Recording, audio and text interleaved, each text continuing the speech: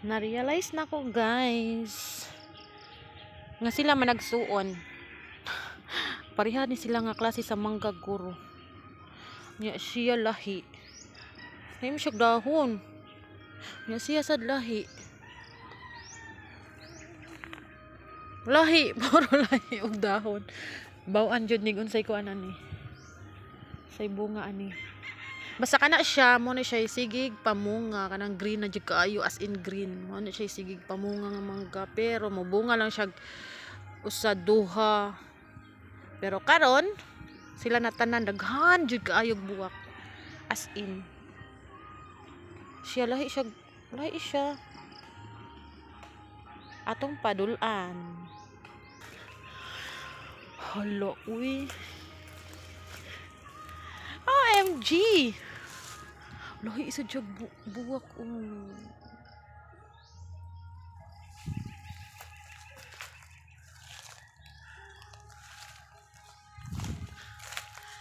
Hey Lord, sana maka-harvest kami. Ani.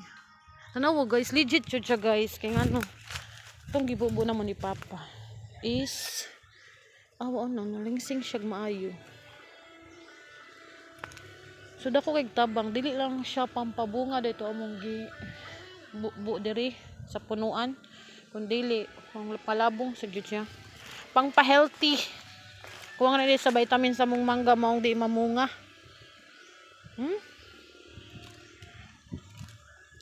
Nay kamatyon dito sa babaw isa ka buok as in murag isa na lang kay nganian ang makita. Maka-survive pa to siya.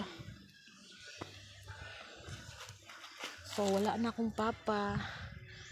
Then dako sad siguro tabang tong magiputol nga kahoy. Iputol ang kahoy kay basin naungan ang mangga. Hawa na kayo.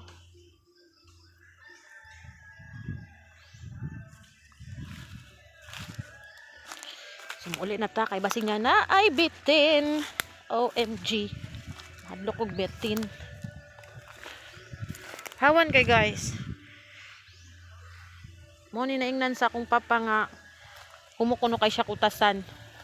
Di ka humukutasan aning kahago aning limpyuhan. Yan ang nalimpyuhan tanan. Dito na siya hangto dito.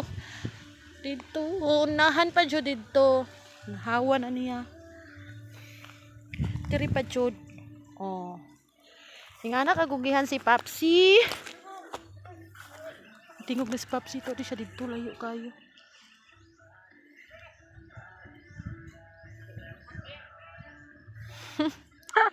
Nadawabat.